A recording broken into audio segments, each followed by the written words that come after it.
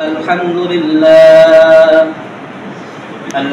لله نحمده ونستعينه ونستغفره ونؤمن به ونتوكل عليه ونعوذ بالله من شرور أنفسنا ومن سيئات أعمالنا من يهد الله فلا مضل له ومن يضلل فلن تجد له وليا مرشدا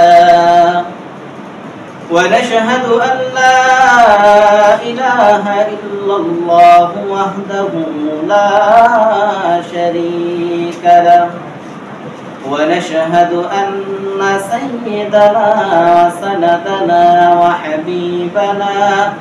وحبيب قلوبنا ومولانا محمدا عبد الله ورسوله أرسله بالحق بشيرا ونذيرا وداعيا إلى الله بإذنه وسراجا وقمرا منيرا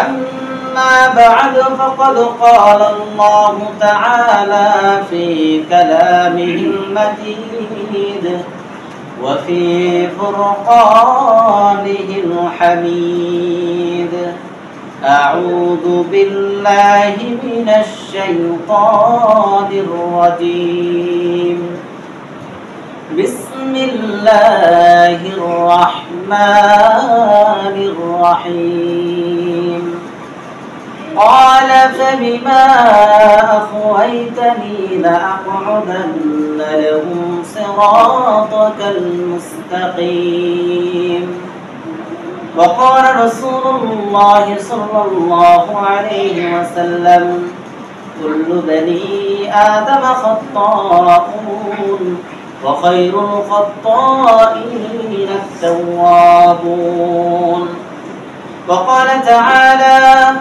إن الله وملائكته يصلون على النبي يا أيها الذين آمنوا صلوا عليه وسلموا تسليما اللهم صل على محمد وعلى آل محمد كما صليت على إبراهيم وعلى آل إبراهيم إنك حميد مجيد اللهم بارك على محمد وعلى آل محمد كما باركت على إبراهيم وعلى آل إبراهيم إنك حميد مجيد لا إله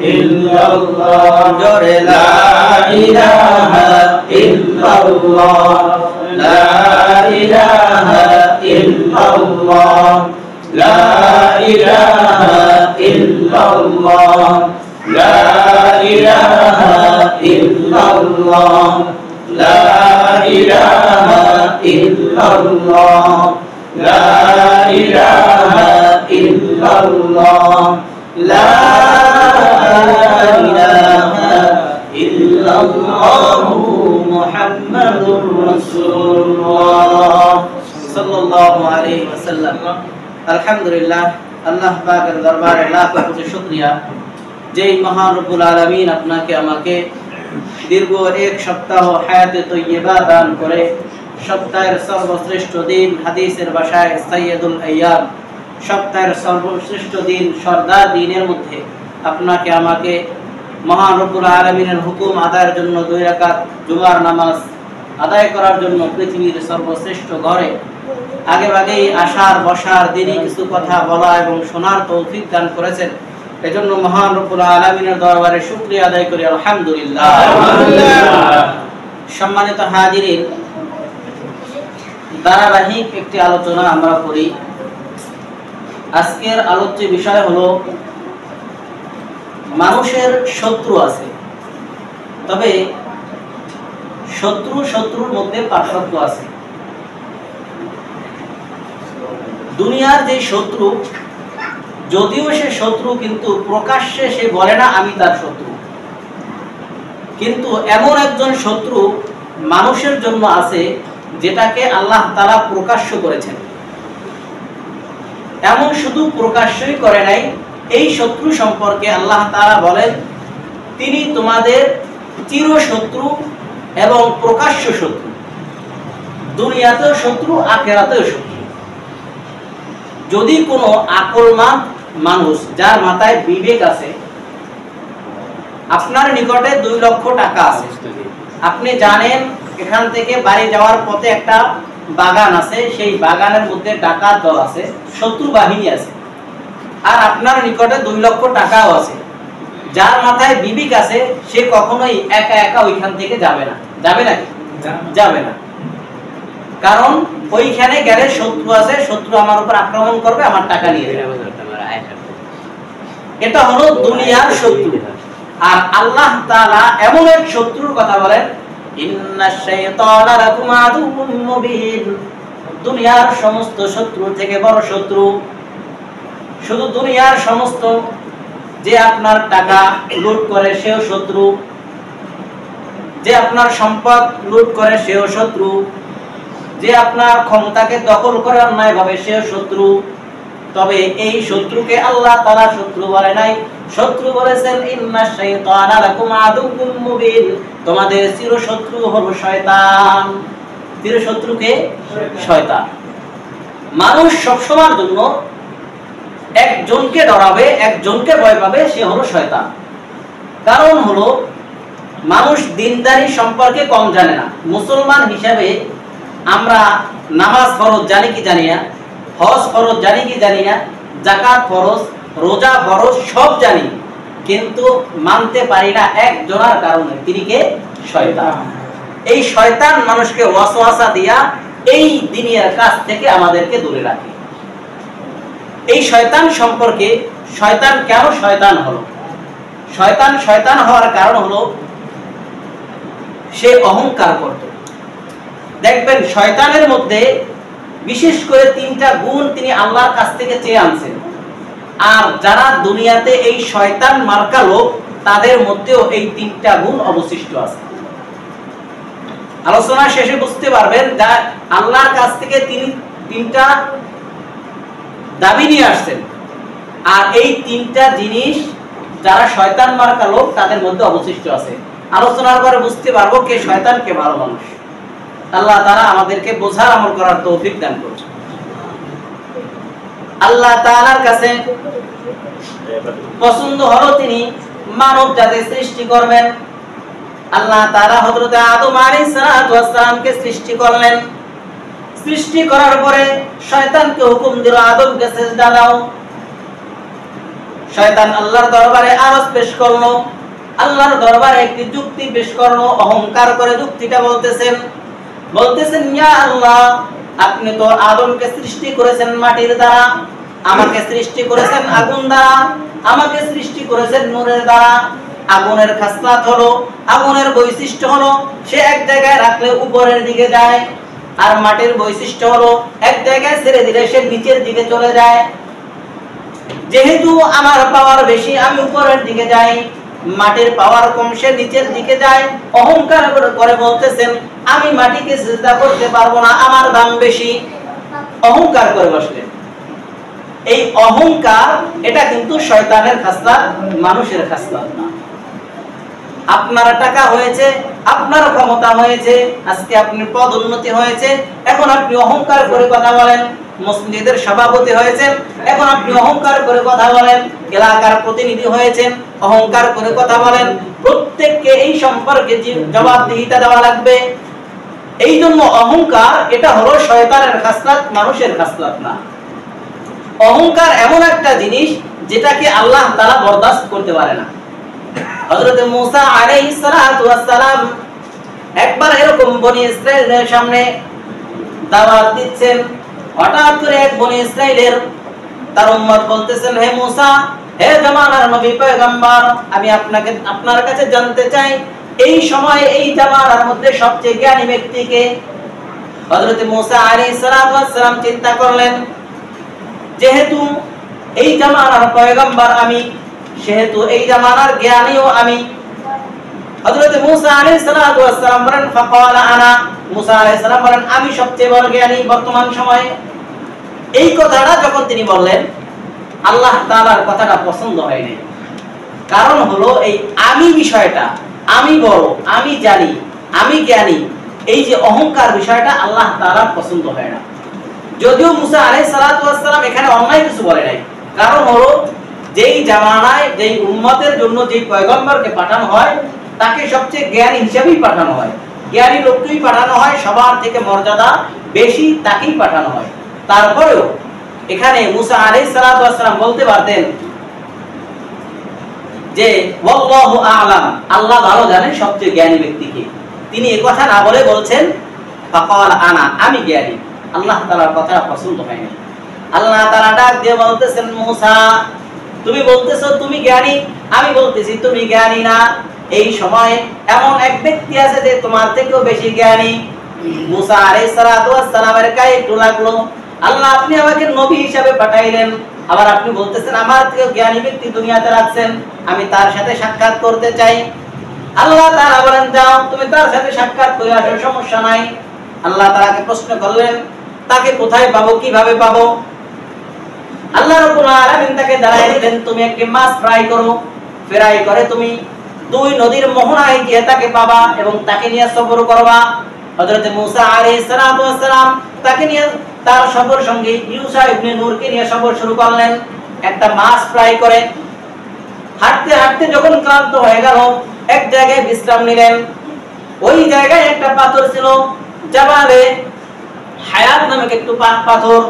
ওই পাথরটা এমন পাথর যেখান থেকে পানি বের হয়, আর ওই পানি যদি কোনো মৃত ব্যক্তির গায়ে লাগে সে জীবিত হয়ে যায়।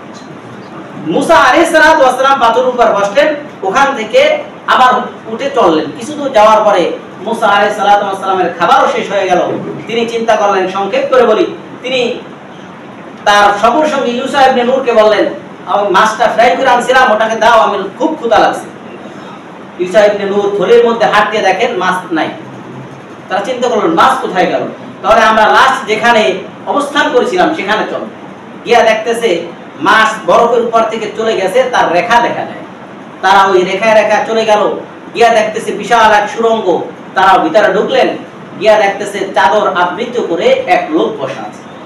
পিছন থেকে সালাম দিলেন। হযরত মুসা আলাইহিস সালাম সালাম দিয়ে বললেন, সালাম দেওয়ার পরে উত্তর আসলো, চাদর খুলে না, বলতেছেন কে আপনি?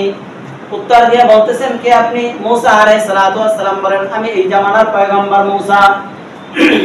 এই কথা শোনার পরে তিনি চাদর উপরে তার দিকে তাকিয়ে বললেন কি ব্যাপার, আমার কাছে কেন আসছেন? তখন মুসা আলাইহিস সালাম বলেন আমি বলেছিলাম এই জামানার সবচেয়ে বড় জ্ঞানী ব্যক্তি আমি। আল্লাহ তাআলা বলছেন না আমার থেকে নাকি আপনি জ্ঞানী, আপনার থেকে একটু জ্ঞান অর্জন করার জন্য আমি আসছি। ওই যে চাদর আবৃত লোক ছিল তিনি ছিল হযরত খিজির আলাইহিস সালাম। তিনি বলতেছেন না আমার থেকে জ্ঞান আপনি অর্জন করতে পারবেন না, এই ধৈর্য সহ্য আপনার মধ্যে নাই। হযরত মুসা আলাইহিস সালাম বলে পারবো, আপনি আপনার থেকে আমি জ্ঞান অর্জন করতে চাই। এবার হযরত খিজির আলাইহিস সালামকে সাথে নিয়ে মুসা আলাইহিস সালাম রওনা দিলেন সফরের উদ্দেশ্যে। তবে হযরত খিজির আলাইহিস সালাম বলেন আমার সাথে সফর করবেন, তবে কোনো প্রশ্ন করতে পারবেন না। মুসা আলাইহিস সালাম বলেন হ্যাঁ কোনো প্রশ্ন করব না। মুসা আলাইহিস সালামকে নিয়ে রওনা দিলেন। কিছু দূর যাওয়ার পরে একটা নদী দেখলেন, নদীতে একটা খাওয়া আছে। খাওয়ার উপর উঠলেন, পার হলেন। পার হওয়ার পরে খিজির আলাইহিস সালাম হাতে একটি লাঠি ছিল, লাঠি দ্বারা নৌকাটা ছিদ্র করে দিল। মুসা আলাইহিস সালাম বলতেছেন কি ব্যাপার, এত সুন্দর করে আমাদেরকে পার করে দিল, টাকাও নাই, নৌকাটা ভালো নৌকা ছিল, আপনি ফুটা করলেন কেন? খিজির আলাইহিস সালাম বললেন আপনার সাথে শর্ত ছিল, ওয়াদা ছিল, আপনি কোনো প্রশ্ন করতে পারবেন না, প্রশ্ন করেছেন আপনার সাথে সফর হবে না। মুসা আলাইহিস সালাম বলেন না আমার ভুল হয়েছে, সামনে চলেন, আমি আপনার কাছে থাকতে চাই।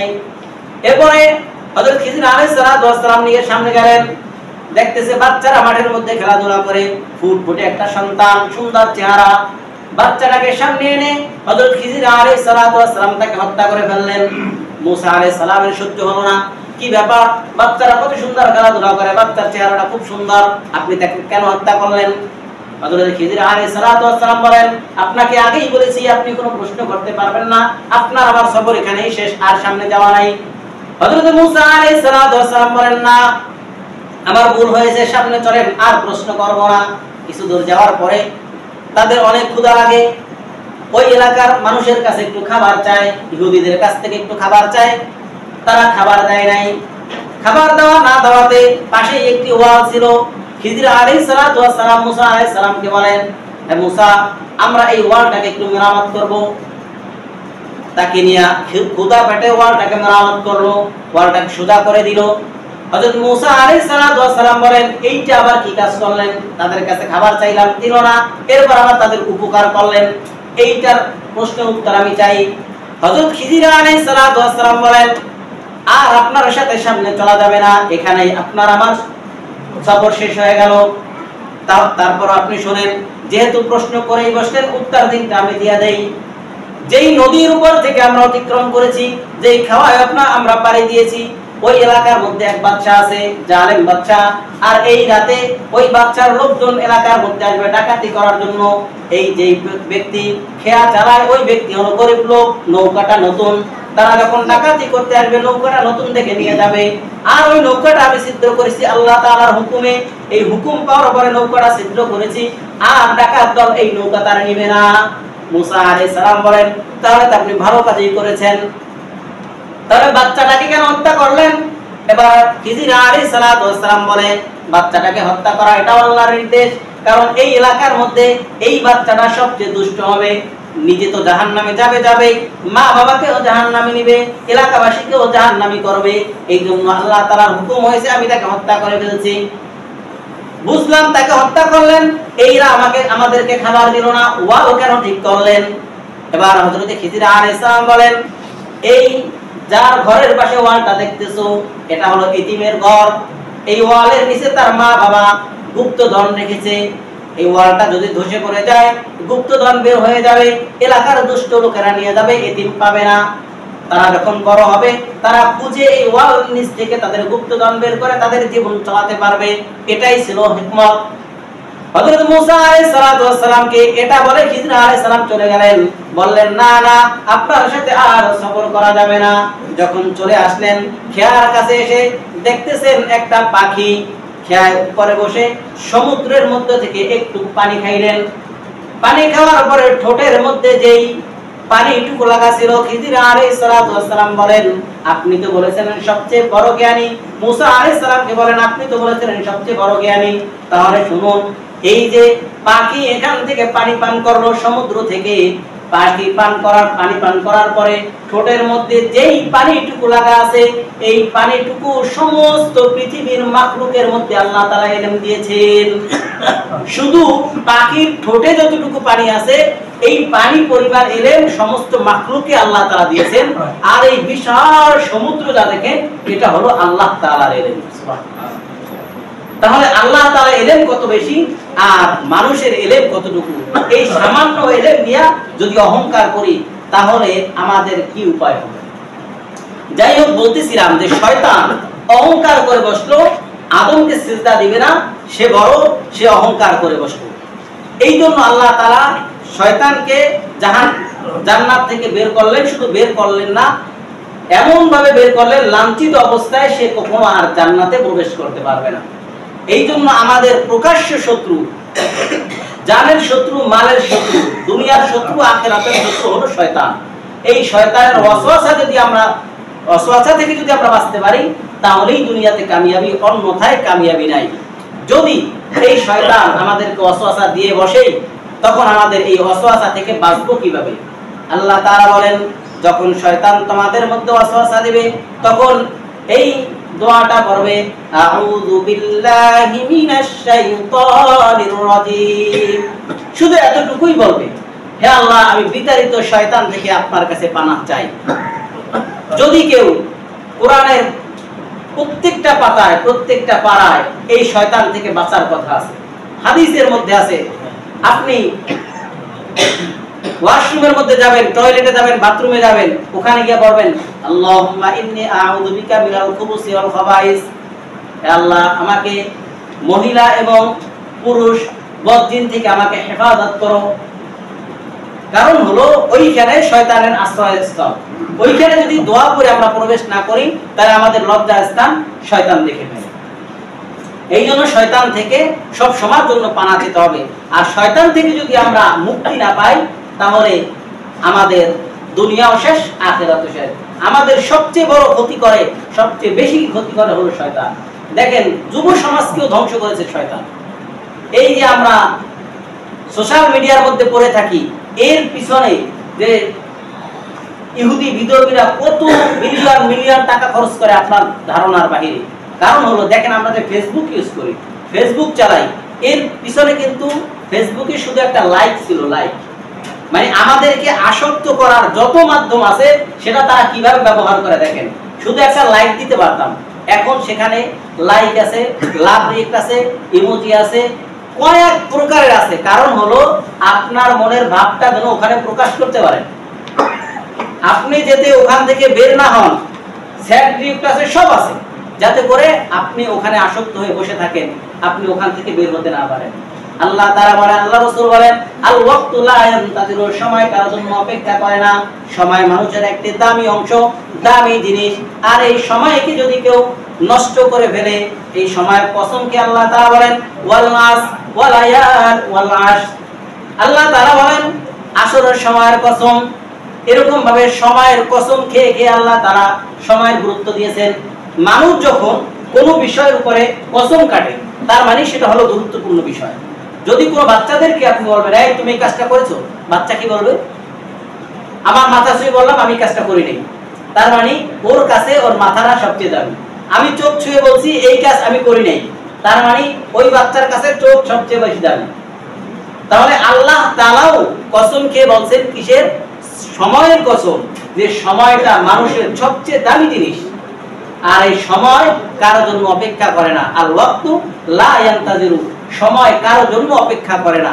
এই জন্য সম্মানিত হাজিরিন, আমরা দুনিয়াতে আসছি, আমাদের অনেকের বয়স প্রায় শেষ পর্যায়ে, অনেকের মাঝামাঝি, অনেকের শুরু, তবে হায়াতের কোনো নিশ্চয়তা নাই দুনিয়ার নিজাম অনুযায়ী। কিন্তু সময় কিন্তু কারোর জন্য অপেক্ষা করে নাই। জীবন থেকে সময় চলেই গিয়েছে, তবে এই সময়টা কে কোন কাজে ব্যবহার করেছি সেটা একটু হিসাব করে দেখা দরকার। আল্লাহ তাআলা আমাদেরকে কেন বানিয়েছিলেন? কিউ আয়া কিয়া কর রহা হো, আখির নতিজা কিয়া হোগা। তুমি দুনিয়াতে কেন আসছো, তুমি কি করতেছো, তোমার শেষ ফলাফলটা কি হবে, এই ক্যালকুলেশনটা যদি মাথায় মিলাইতে পারো তাহলেই তুমি কামিয়াব। আল্লাহ তাআলা তুমি দুনিয়াতে কেন আসছো? যদি খাইতে আর ঘুমাইতে আর ফুর্তি করতে আসছো, যদি তাই করতে আসছো তাহলে করো, সমস্যা নাই। আর যদি তোমার দিমাগে বলে না এটার জন্য তুমি দুনিয়াতে আসো নাই, তোমাকে দুনিয়াতে পাঠানোর পিছনে অবশ্যই কোনো কারণ আছে, এই জিনিসটা যদি মাথার মধ্যে আসে তাহলেই আমাদের এই সময়টা দামি হয়ে যাবে। কেন আসছি? আমার এখন যেই বাজে 8টার মধ্যে লিখতে আছে এই জন্য তো আমি আসিনি। এখন আমার কি করা উচিত ছিল? আযান দিয়েছে জুমার দিন, আজকে জুমার নামাজ পড়া উচিত ছিল, পড়তে যাই নাই।